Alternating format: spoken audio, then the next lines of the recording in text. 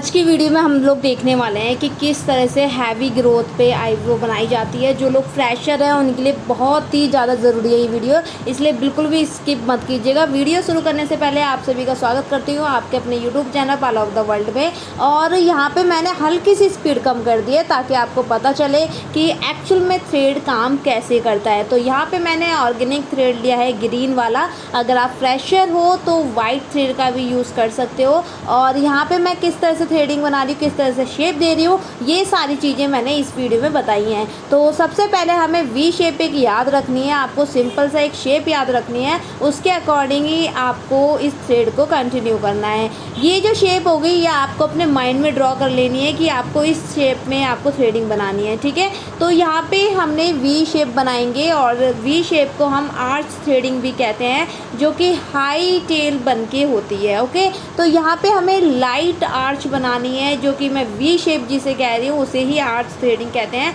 अब यहाँ पे जो मेन होता है वो होता है आपका पकड़ने का तरीका, ये यानी कि थ्रेडिंग को होल्ड कैसे करना है। देखो काफ़ी लोगों को अगर थ्रेडिंग होल्ड करने नहीं आती है तो भी आपकी शेप ख़राब होने का डर रहता है। तो इसीलिए जब भी आप थ्रेड बनाओ तो होल्ड अच्छे से करवाइए, पकड़वाइए थ्रेडिंग को अच्छे से, ताकि आपकी शेप अच्छी आए। अगर आपको हाई थ्रेडिंग लेनी है यानी कि डिप राउंड शेप लेनी है, आपका जो वी पॉइंट है यानी कि जो हमारा ये पॉइंट है इसको हाई करके पकड़ना होता है, होल्ड करना होता है, और उसके बाद ही हम थ्रेडिंग को कंटिन्यू करते हैं। आपको अपने थ्रेड में बहुत ज़्यादा लपेट नहीं देनी है, यानी कि ऐसे गोल गोल बहुत ज़्यादा नहीं घुमाना है, क्योंकि आप इसमें बहुत ज़्यादा लपेट दोगे तो उतना ही ज़्यादा दर्द होगा। और यहाँ पे आप ग्रोथ देख सकते हो कितनी हैवी ग्रोथ है। तो हैवी ग्रोथ होती है उसमें बहुत ज़्यादा ध्यान रखना होता है, क्योंकि हैवी ग्रोथ में आपकी शेप भी इधर उधर होने का डर रहता है, ऊपर नीचे भी कई बार थ्रेडिंग हो जाती है। तो इन सारी चीज़ों का आपको ध्यान देना होता है। अब देखो हमने यहाँ पे शेप दे दी है और आपको बाकी के हेयर जो है वो एक्स्ट्रा हेयर जो है वो अच्छे से रिमूव करने हैं, और आपको ध्यान रखना है कि एक भी हेयर अच्छे से छूटना नहीं चाहिए, ठीक है। तो अब देख लो, एक बार जब आप थ्रेडिंग बना लेते हो यानी कि शेप दे दी, अब इसको आपको एकदम क्लियरिटी से करना है, यानी कि कहीं भी जिग जैग जैसा कुछ भी नज़र नहीं आना चाहिए।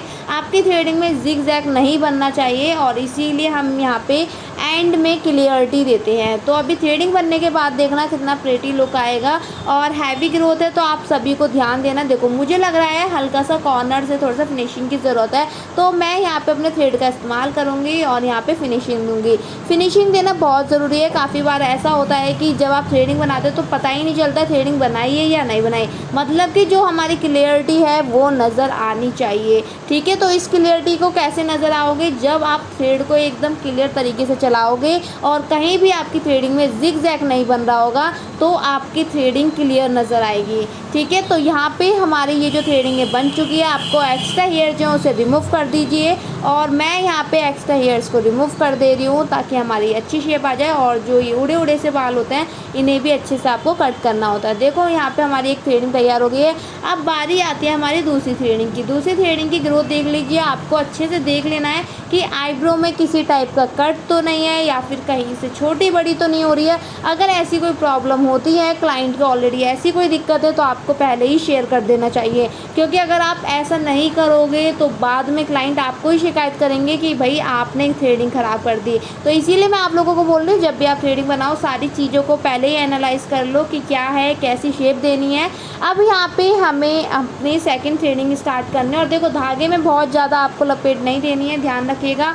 फ्रेशर्स लोग बहुत ज़्यादा गलती करते हैं कि वो लपेटते चलते हैं, ऐसा नहीं करना है। इसीलिए मैंने ये वीडियो बनाई है ताकि आपको अच्छे से समझ आए। और जब भी आप थ्रेडिंग करते हो तो कोशिश करो कि फोरहेड भी करो। काफ़ी लोग नहीं कराते हैं फोरहेड। देखो काफ़ी लोगों का कहना होता है कि हमारे फोरहेड पे दाने निकल आते हैं, तो उसका मेन रीज़न क्या होता है? दाने निकलने के कई रीज़न होते हैं। पहला रीज़न तो ये होता है कि आपका जो थ्रेड है वो बहुत ज़्यादा टाइट चल रहा है, एंड सेकंड थिंग होती है कि आप अपने थ्रेड को अच्छे से क्लीन नहीं कर रहे हो, ठीक है। और यहाँ पे अभी मैं शेप की बात कर रही हूँ, तो यहाँ पे हमने अपने ऊपर साइड से यानी कि आउट साइड से हमने इसको क्लियरिटी दे दी है। अब जैसा कि मैंने आपको पहले थ्रेडिंग में बताया था कि आपको होल्ड करने का तरीका आना चाहिए, वो बहुत ज़्यादा ज़रूरी होता है। अगर थ्रेडिंग को पकड़ना नहीं आता है तो इसका मतलब आपकी शेप ख़राब हो सकती है। और ऐसी हैवी ग्रोथ में आपको बहुत ज़्यादा ध्यान देना पड़ता है कि थ्रेडिंग कहीं से भी ऊपर नीचे नहीं होनी चाहिए। और ऐसी थ्रेडिंग में बहुत ज़्यादा देखा जाता है कि कभी थ्रेडिंग ऊपर नीचे हो गई या मोटी पतली हो गई, तो इस चीज़ का आपको ध्यान रखना होता है। तो यहाँ पे क्या है, सबसे पहले आपको शेप पे ध्यान रखना है। तो मैं यहाँ पे शेप कर लूँगी और शेप अच्छे से लेनी है। देखो गाइस, अगर आपको पेन होता है बहुत ज़्यादा और ग्रोथ हैवी होती है तो आप कोशिश किया कीजिए कि आप जल्दी जल्दी थ्रेडिंग बनवा लीजिए, क्योंकि आप ही को दर्द होगा और बहुत ज़्यादा होने लगता है।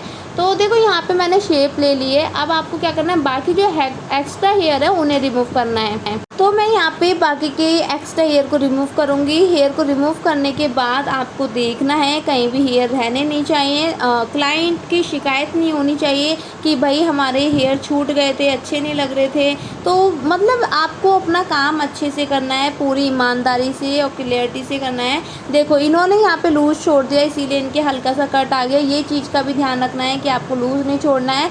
और मैं आपको बता दूँ कि जब भी आप आगे की साइड से थ्रेडिंग बनाओ तो आप क्लियरिटी का बहुत ज़्यादा ध्यान रखो। और जब भी आप काफ़ी लोग क्या करते हैं कि पीछे से थ्रेडिंग बनाते हैं, तो आपको बैक से स्टार्ट नहीं करनी है थ्रेडिंग, क्योंकि इस तरह से आपकी जो आगे की शेप है वो ख़राब हो जाएगी।